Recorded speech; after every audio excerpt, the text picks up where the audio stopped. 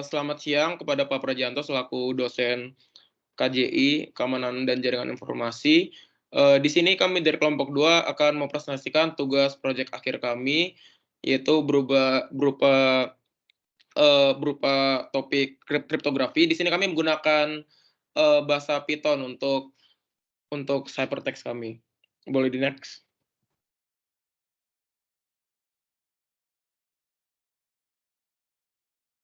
Nah, anggota kelompok kami itu terdiri dari pertama ada Agung Surya Permana dengan NIM tertera. Untuk sekarang dia dia belum bisa on cam. Lalu ada Bonifacius Brian Suryaning Tias itu dengan NIM tertera, dan ada saya sendiri Christian Yusonatan Nadeak dengan NIM yang tertera, dan ada Devin Januar Siaan dengan NIM yang tertera. Nah, sekarang saya akan menjelaskan tentang proses importing SIMPI. Jadi untuk proses importing SIMPI ini kalau kita menggunakan VS Code itu kita harus menginstal di terminalnya itu pip terlebih dahulu. Lalu import SIMPI SSP, lanjut. Oke, baik. Selanjutnya adalah proses pendefinisian modular inverse. Next. Setelah mengimpor library, langkah selanjutnya adalah pendefinisian modular inverse.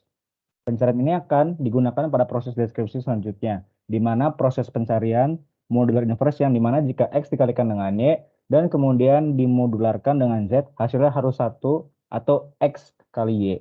Mod Z min 1. Jika hasil tersebut benar, maka kembalikan nilai Y. Dibuat fungsi dengan nama modular inverse menggunakan dua parameter, yaitu X dan Z. Di dalamnya dilakukan looping dengan bantuan variabel Y dalam jangkauan Z. Setelah itu dilakukan pengecekan jika hasil kali X dan Y yang dimodularkan Z. Hasilnya sama dengan 1, maka akan return nilai Y. Next. Lalu selanjutnya adalah pendefinisian plaintext, move, dan matriks kunci. Next. Oke, untuk ini kami mendefinisikan plaintext move dan matriks kunci. Plaintext dimasukkan dalam variabel pt yang berisi string bebas. Kebetulan kelompok kami memilih string, kami mahasiswa informatika. Selanjutnya, untuk pergeseran kami letakkan di variabel bernama move. Adapun pergeseran yang kelompok kami lakukan adalah sebanyak 8. Terakhir, matriks kunci akan diletakkan pada variabel kunci. Matriks kunci ini yang kami gunakan merupakan matriks 3x3 yang berisi angka 3, 10, 20 pada baris pertama, 20, 9, 17 pada baris kedua, dan 9, 4, dan 17 pada baris ketiga.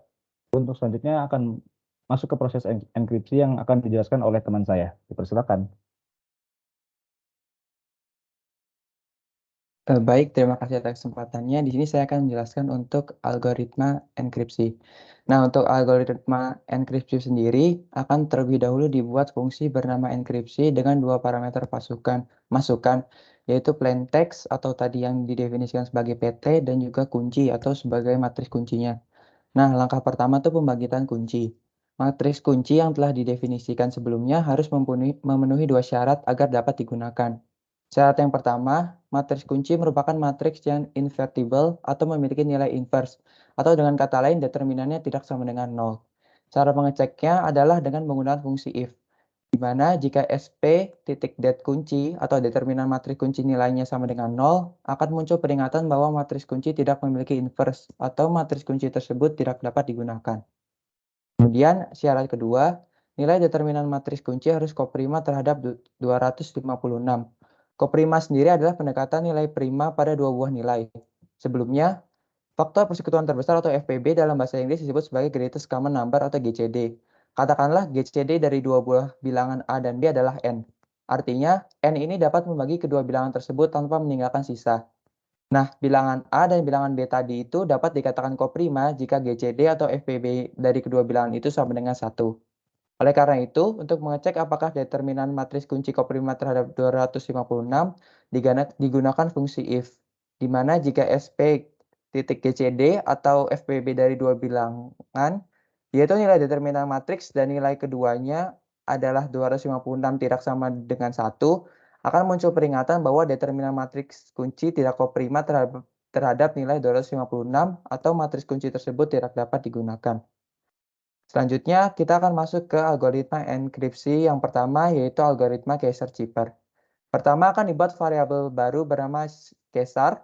Di sini penamaannya bebas. Nah, variabel ini akan diinisialisasikan dengan string kosong yang ditandai dengan dua buah tanda petik 2.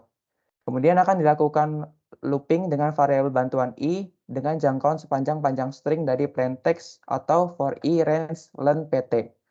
Kemudian char sama dengan pti berfungsi untuk membagi tiap elemen pada string plaintext menjadi satu string yang disimpan pada variabel bernama char. Nah, kan udah dibagi tuh setiap elemen pt menjadi satu string utuh. Nah, lalu dilanjut dengan dicek untuk dilakukan pergeseran. Jika char yang dicek bukan merupakan spasi, maka akan digeser sejauh move tadi, yaitu sebanyak 8, yang telah didefinisikan sebelumnya.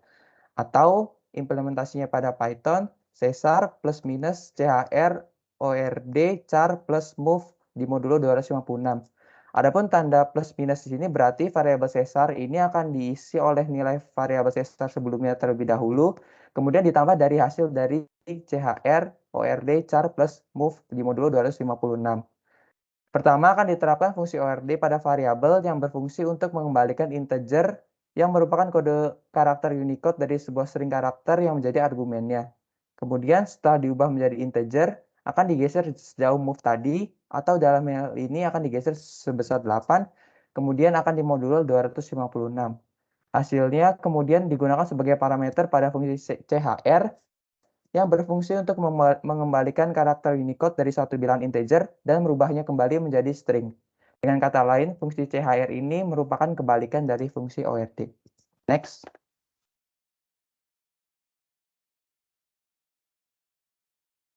Nah, selanjutnya kita masuk ke algoritma kedua, yaitu algoritma enkripsi Hill-Chipper.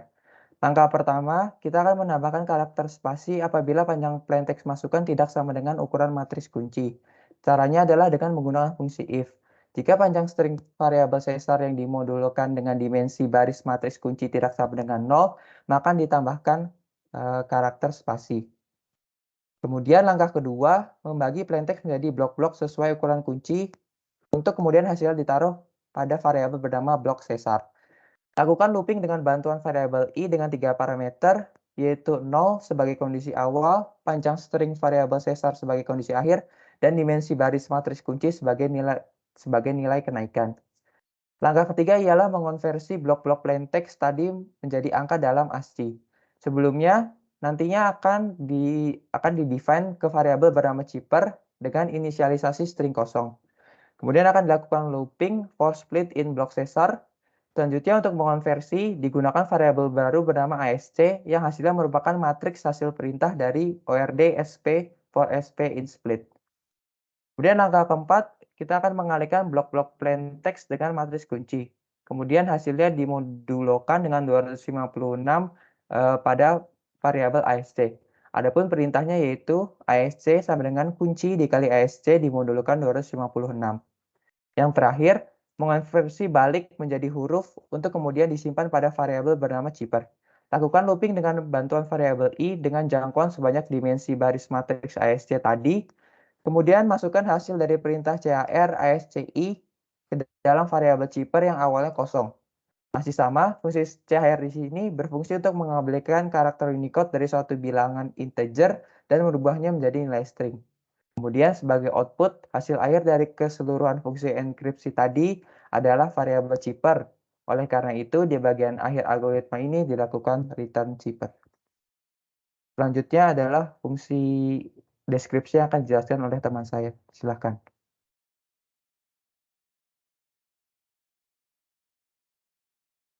Baik, terima kasih. Perkenalkan, nama saya Agung Surya Permana. Di sini saya akan menjelaskan tentang proses pendeskripsiannya. Jadi di sini ada definisi deskripsi yang dimana parameternya ada ASC dan juga kunci. Yang dimana ASC itu tadi mengubah bilangan teks menjadi ASCII ya. Dan juga kunci itu tadi telah didefinisikan di atas sebelumnya. Nah, definisi yang kunci di atas itu sebenarnya merupakan definisi kunci global.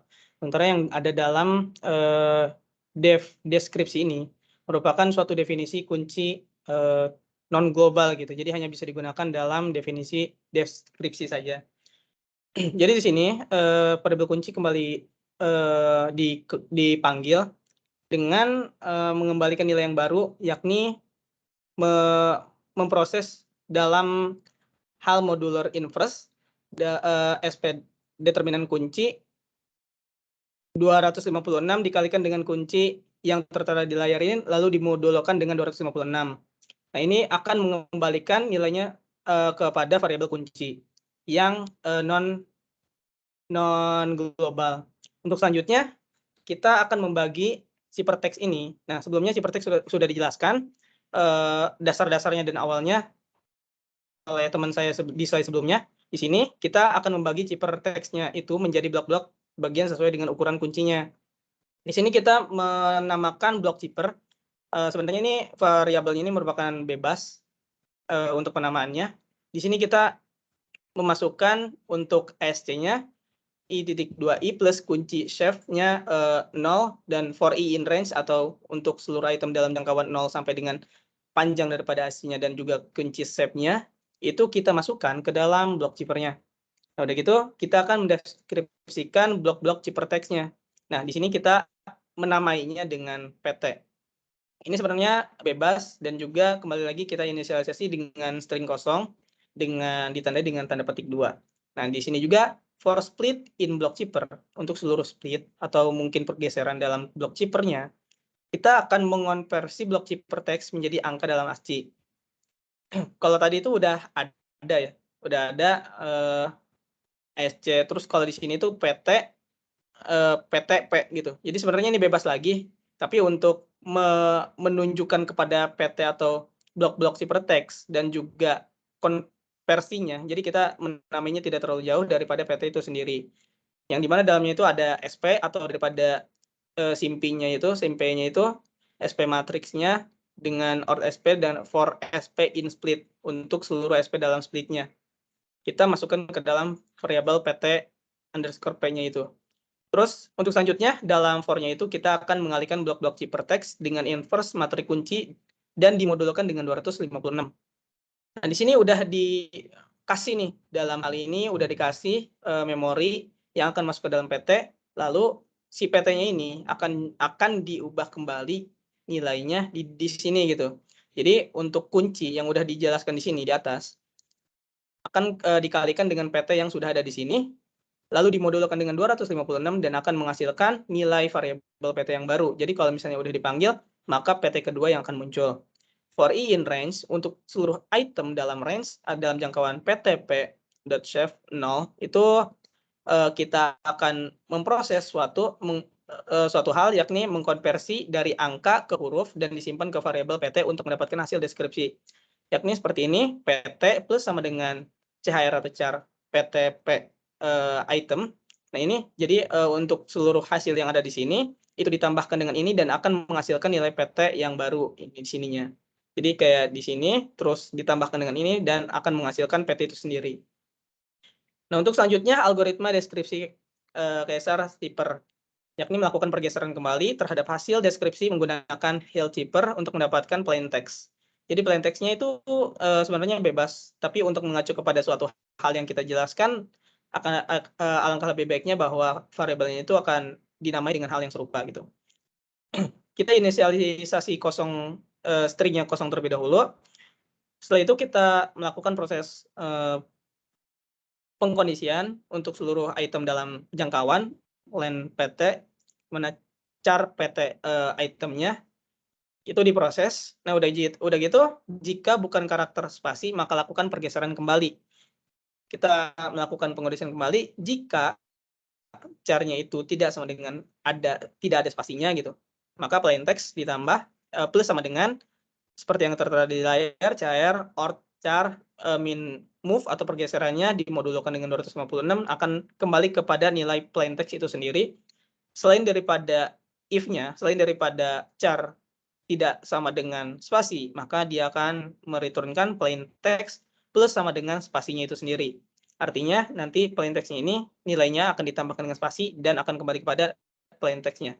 Kita return plain text-nya itu sendiri, maka akan mengembalikan nilai yang sudah diproses di atas. Nah, untuk realisasinya, mohon maaf, di sini ada print. Jadi ini hanya pemanggilan aja. Ini untuk plain text, ini hanya pemanggilan supaya jelas. Nah, di sini plain text-nya itu tadi PT. Berarti plain text, maka ini akan mengembalikan nilai PT. Ini akan meng-enter, terus di sini juga akan hasil enskripsi, terus di sini juga akan menghasilkan nilai enskripsi yang di mana dalamnya itu ada PT sampai kunci, di-enter kembali, dan juga di sini hasil deskripsi, terus akan mengembalikan nilai deskripsinya di sini, dan juga enkripsi dalam jangkauan yang tertera di layar. Nah, nanti di return-nya akan seperti ini. Hasilnya, jadi yang ini akan mereturn hanya akan memprint saja, dan di sini akan menghasilkan nilainya seperti yang tertera di layar. Untuk selanjutnya mungkin akan dijelaskan, akan diperlihatkan tentang codingnya dan juga mencoba untuk merunnya ya. Jadi seperti ini kurang lebih tampilan daripada algoritmanya. Di sini kita akan menggunakan VS Code dalam running-nya. Nah, jadi seluruh algoritma yang tertera di sini merupakan algoritma yang berjalan gitu, nggak cuman screenshotan doang. Jadi di sini udah algoritma yang emang bisa di-run, dan juga running-nya itu sesuai dengan apa yang sudah dijelaskan tadi, dan juga sama seperti apa yang sudah saya jelaskan tadi. Mungkin begitu saja ya, saya kembalikan kepada moderator. Baik, mungkin sekian presentasi dari kami. Semoga sesuai ekspektasi dan terima kasih.